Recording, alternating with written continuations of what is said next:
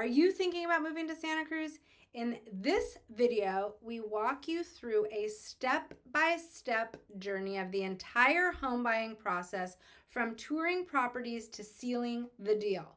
So whether you're pre-approved and starting to look, or you're paying cash, or even if you have to sell your current residence in order to purchase something, this video is for you. It has every piece of the home buying journey so that you are prepared and confident to buy your next home right here in Santa Cruz.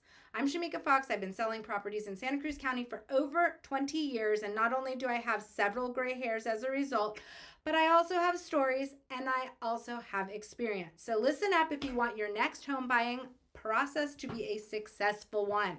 All right, so the first step, and you may or may not have heard of a term called buyer's fatigue, but the first step in the home buying process is to make sure that either you are, if you're paying cash, you know how much you have to spend or how much you want to spend, so that you are shopping in the right budget category for your home buying needs.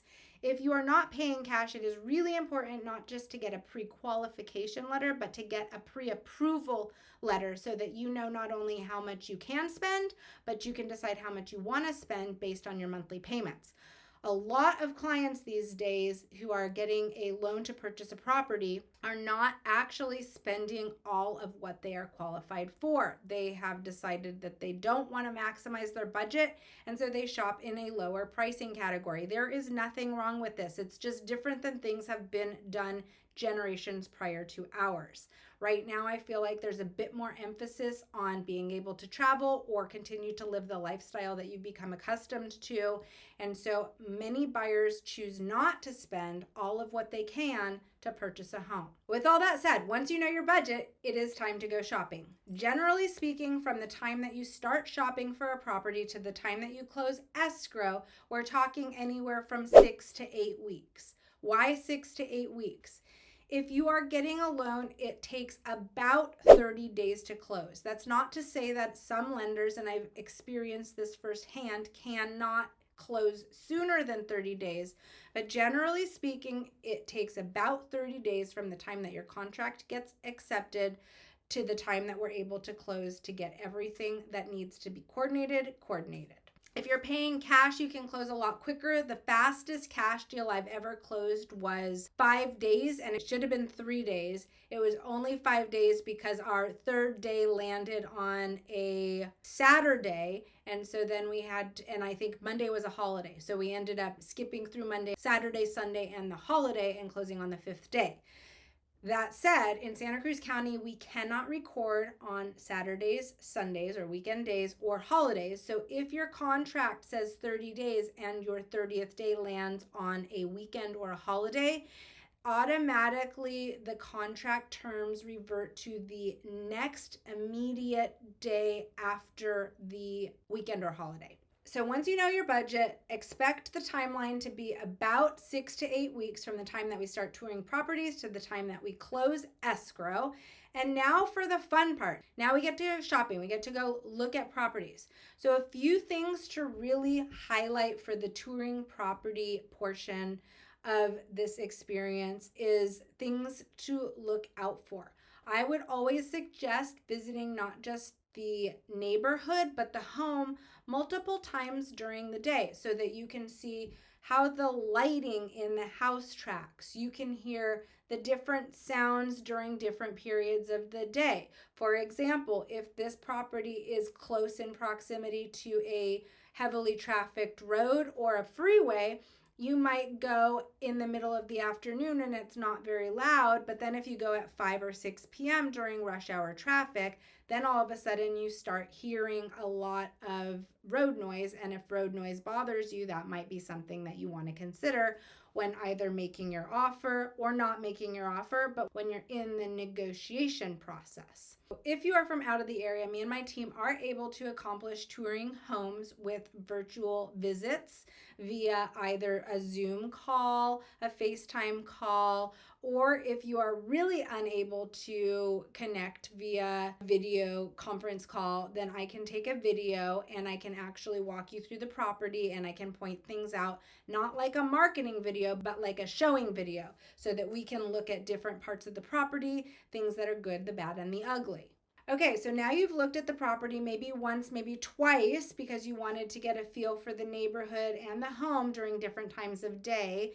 And now you feel like this is the right property. The traffic noise is low, the location is exceptional, the condition of the home is beautiful, it's been very well maintained, the home is staged and shows spectacular, and you're ready to write an offer.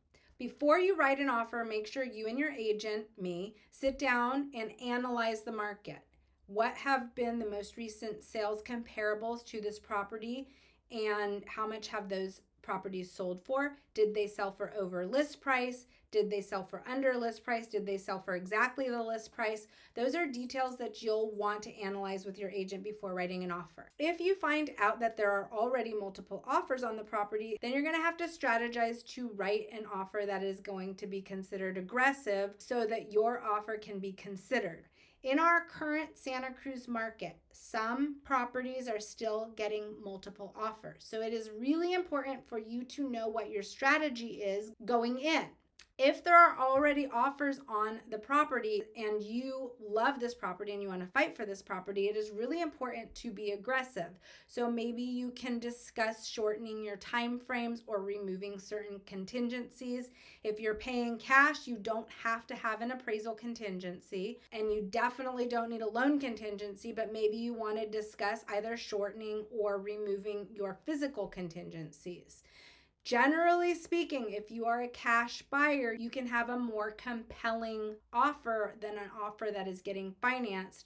But with that said, I have seen recently sellers who opt to choose a financed offer over a cash offer because that offer is higher. At the end of the day, it's all cash to them once we close escrow. But something to consider if you want to be competitive, if there's multiple offers, is to either shorten or remove your contingencies. Do make sure, and we'll get into this in a minute, but do make sure that you understand the ramifications of removing contingencies because your initial deposit will be liable. Before writing an offer, when you know there are multiple offers on the property, it is really important for your agent to find out if the seller and the listing agent intend to counter all offers or if they're just going to accept the best offer out the gate. That way you'll know whether or not you should write your best offer right now or whether there will be room for negotiation. Now, with that said, I have had experiences where agents say, yes, we're countering everybody, and then we don't get a counter, and it's really disappointing to my buyer because they would have paid more than the final sales price ends up being. But with that said, generally speaking, if you have a good relationship with the other agent, your agent should be able to have a preemptive conversation with regards to how offers will be handled when it comes to multiple offer situation. Okay, say that you're now successful. Your offer has been accepted. Congratulations, your offer is accepted. Now we go into what's called the escrow period. Now, in California and in Santa Cruz, we use a title and escrow officer. We do not use attorneys to draft contracts. We do not use attorneys for the title and deed recording. We use title and escrow officers. So I know that that's different in different states, but in California, we use title and escrow officers and we use real estate agents. Attorneys are generally not involved in the transaction. And in fact, if they are, it's probably not a good thing. That means there's a problem. So congratulations, your offer got accepted. The busiest time of the escrow is the first week of escrow. During this first week, we are booking inspections. We are wiring our initial deposit. Now, traditionally speaking, the initial deposit is negotiable. That said, in recent years, it is very customary in Santa Cruz County to have your initial deposit be 3%. Why? Because in the event a buyer defaults, the most a seller can keep of the initial deposit is 3%. And so a seller always wants to see that there's 3% for them should a buyer default. We'll talk about buyer defaults in a moment. In this first week, you're going to wire your initial deposit. Generally speaking, be prepared to have 3% ready to go and be wired within 3 business days of an accepted offer. We are going to make sure that the lender receives the contract and that all of the documentation that the lender asks for is provided to them efficiently and effectively. We are going to discuss what inspections you want. Usually I start with a home inspection and a pest inspection. In Santa Cruz County, we do want to make sure that we have either sewer lateral clearance or septic clearance, and or if not, the buyer is aware that those 2 responsibilities will be transferred to them at the close of escrow. So home inspection and pest inspection will give us a very clear outline of other specialized vendors that we will want to bring to the property. If the home inspection says that the roof looks like it needs to be replaced, it would be a really good idea for us to bring in a roofing contractor so that we can get confirmation as to whether the roof does need to be replaced and what that cost looks like. If there's foundation issues, we'll want to bring in a foundation expert to decide what the cost of foundation remediation will be, etc., etc. Plumbing, electrical, you get the point. All of this happens during your contingency period. So you have a loan contingency, you have an appraisal contingency, you have physical contingencies, and you have your insurance contingency. It is also really important during the first week of your escrow period to start shopping for insurance. Insurance in California is becoming more and more expensive and also has its own challenges to actually being able to secure a policy. So make sure that you start the insurance buying process early on in your escrow period so that we don't get to the date that we're supposed to remove contingencies and everything is done, but oh my gosh, you forgot to purchase your home insurance. If things come up during your contingency period, let's say that the home doesn't appraise at value and you have an appraisal contingency, you can either renegotiate your purchase with the seller.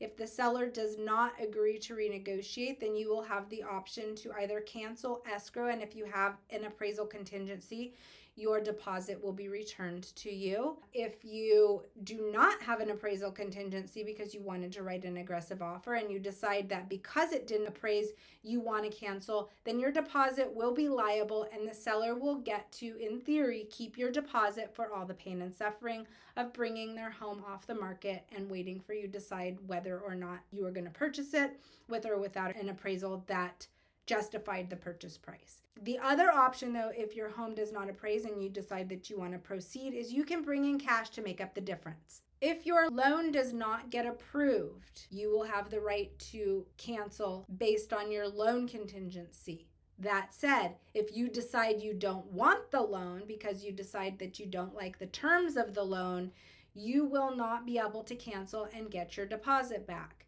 You have presented to the seller that you are pre-approved and ready to go. That means that if you can get this loan, then you will be willing and able to purchase this property. If you can't get this loan because you personally don't qualify or the house doesn't qualify because of title issues or something like that, then you can cancel and get your deposit back. If things come up like a roof inspection that says you need a new roof or a foundation issue or anything during the physical contingency period, you have options there as well. You can either renegotiate with the seller, you can ask them to fix things, you can ask them for a credit, or if you just don't want to buy the house anymore because there's too many stinking problems and you don't want to deal with fixing them, then you can go ahead and cancel escrow. And if it's during your contingency period, then your deposit will be returned to you. If you have removed your contingencies and then you decide to cancel escrow, remember that the deposit then is liable and the seller can keep it because of all the pain and suffering that you've caused them. If you are getting any value in this video, please hit that like and subscribe button. I am trying to get to 1,000 subscribers by the end of 2025 and we're almost there, but we haven't quite hit our goal, so every subscription helps us meet that goal.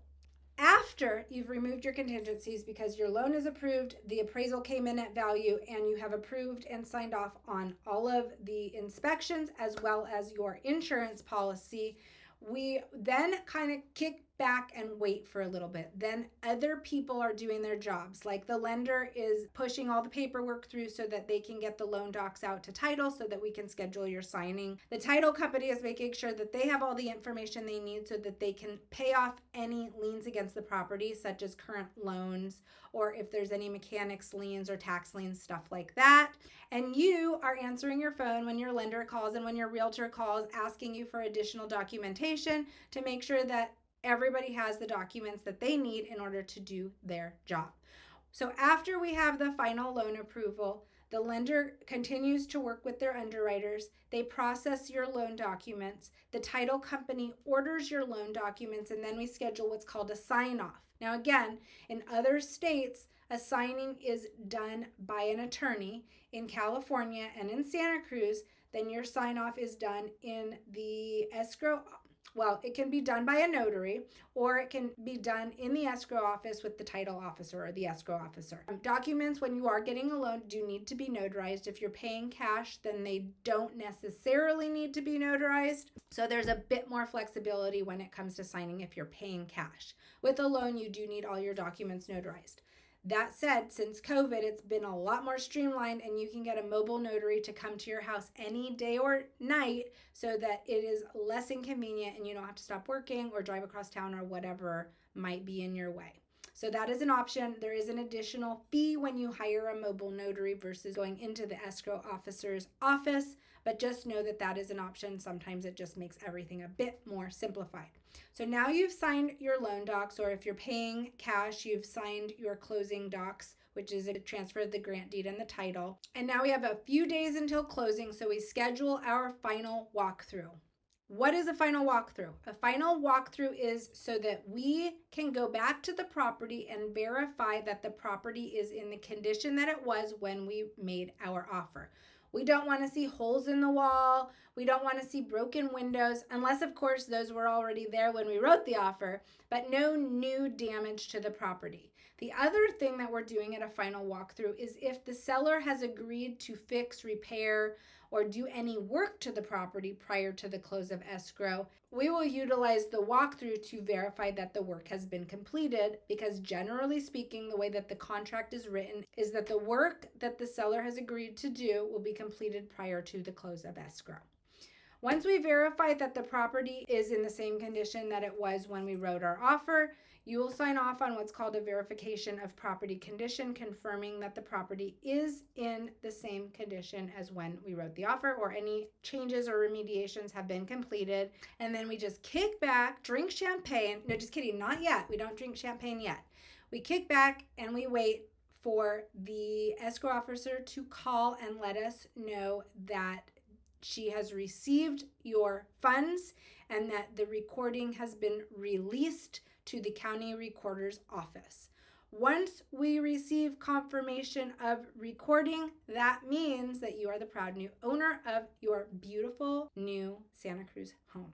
One thing to remember, and this is a bonus tip, when we get ready to close and you have removed all of your contingencies and we've done the walkthrough, please do not go put furniture on a credit card. Don't go buy a new car for your garage, and do not quit your job. The lender will do a final verification of employment, and they will do a final verification of credit. And if things have changed and skewed your debt to income ratios, there is the possibility that the loan won't fund and you won't be able to close escrow. So please don't do those things. Once we get the call, though, that you are on record and you are the proud new owner of your home, then you get the keys. I'll deliver you your keys and a closing gift. Then you get to move in and enjoy your life in your new home. So congratulations, you have successfully made it through the home buying process, and congratulations on your new home. If you have any questions about buying a home in Santa Cruz, please feel free to reach out to me. My contact information will be pinned at the top of the comments, or fill out the form if you're looking for an agent who can help you with buying or selling real estate outside of the Santa Cruz area. If you have found value in this video, please hit that like and subscribe button. We're trying to get to 1,000 subscribers and we're almost there. So hit that like and subscribe, and I will see you on the next one.